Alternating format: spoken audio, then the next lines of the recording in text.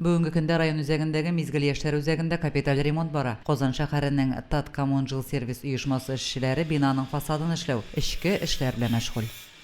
Безнең штаб эшендә шушы эштә бөтен төрле эшләрендә.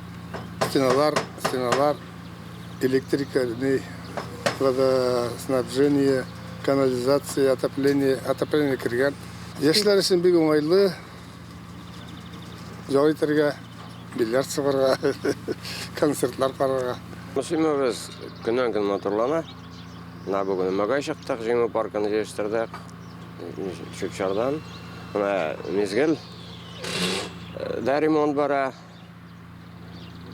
Тездән ремонт та бетәр дип уйлыйбыз инде.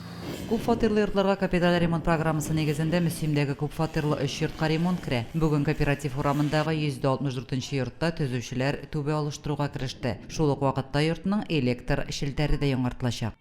Мөслимдәге су башнясына да быел зур ремонт башкарылачак. 1982 елда сафка баскан объект шактый таушалган. Күп җиреннән су саркып утыра. Йорты Мөслимне су белән тәэмин итүче су башнясына ремонт чыгымнары 5 миллион сумнан да ким булмаячак. Ремонт үзара салым хисабына башкарылыр дип планлаштырыла.